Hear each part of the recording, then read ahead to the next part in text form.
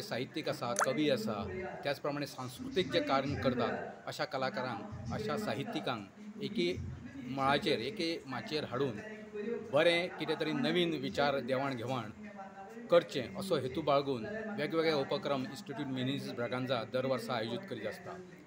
एक खाशेलो उपक्रम इन्स्टिट्यूट मिनेझीस ब्रागांझाचो म्हणून कवी किंवा लेखक मेळावो हो दर वर्सा आमी घडोवन हाडटा इन्स्टिट्यूट मिनेझीस ब्रागांझा.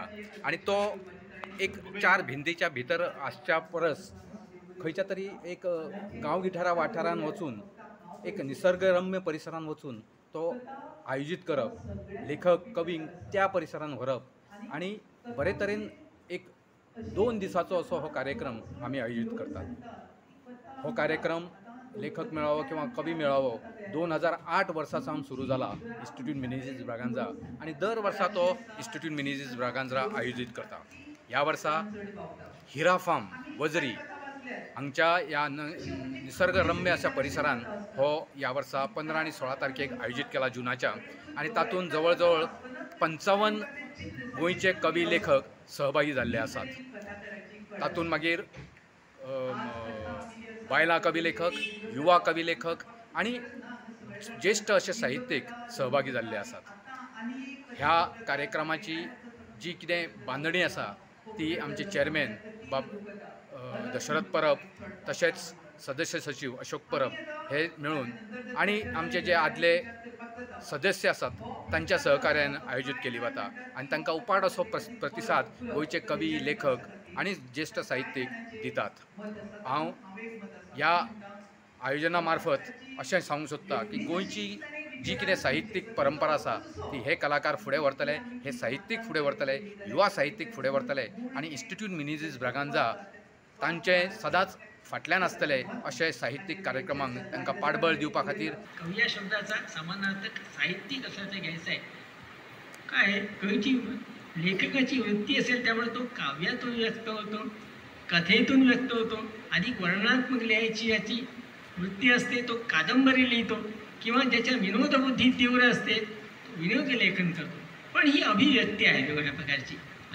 म्हणून कवीला फार मोठं भाव बघून मी मर्यादित स्वरूपातच माझे विचार आपल्यापुढे ठेवतो. मित्र, आपण साहित्यिक हे विशेषाधिकार असलेले लोक आहोत, प्रिव्हिलेज अशा आहोत. याचं कारण काय तर आपल्याला एक देवानं देणगी दिली आहे, ती म्हणजे प्रतिभा, शक्ती. काय माणूस हा सर्वश्रेष्ठ ईश्वराची निर्मिती आहे, म्हणजे त्याला विचारशक्ती दिलेली आहे ईश्वराने. काय आहे, मेधा हा एक प्रकार आहे बुद्धिमत्तेचा, म्हणजे आहे जे आपण सगळे माहिती गोळा करतो ते मेधा या सदरात मोडते आणि ती आपल्या सबकॉन्शियसमध्ये. आता बघा, आता जुन्या गोष्टी तुम्हाला सांगतो पण इतर मराठी याच्यामध्ये कोणी सांगणार नाही ते सांगतो. भोजरायाची गोष्ट आहे कालिदासाची. कालिदास म्हणजे आवडता म्हणून त्याच्याबद्दल मी सांगतो तुम्हाला. तर काय होतं, खूप लोक भोजराजाकडे येत असतात आपल्या काहीतरी कविता घेऊन बक्षीस मिळायला आशेनं. एकदा माणूस येतो, कालिदासाला भेटतो पहिल्यांदा, तो असतो दरवाजा, मला एक काहीतरी बक्षीस मिळवून द्या, कविता काहीतरी सुरू कर. तो काय म्हणतो, तो भोजन भाऊ असतो, भोजनम देही मिळणे राजन घृत सोम सपनवित. वरण आणि तूप घेतलेला भात मला जेवायला दे, जेवण द्या असं सांगतो. अरे ह्याच्यात काव्य काय, काहीच नाही. कालिदास म्हणतो, थांबा मी एक ओळ सांगतो थोडे, ते लिहा म्हणजे तुम्हाला निश्चित बक्षीस. माहिषंच शरदचंद्र चंद्रिका धवलन दधी, मला जेवण देतो तूप वरण आणि त्याच्यावर दही कसं तर शरद ऋतूच्या चांदण्याप्रमाणे पांढरशोभ्र दही असलेलं असं तू जेवण मला दे. राजा त्याला बक्षीस देतो.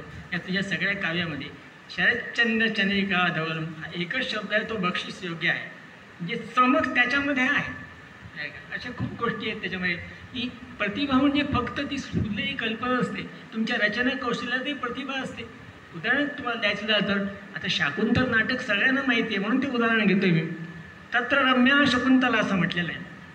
काव्येषु नाटकम रम्यम तत्र रम्या शकुंतला. हे रम्य रूप का झालं, मुळात तसं नाही बरं का.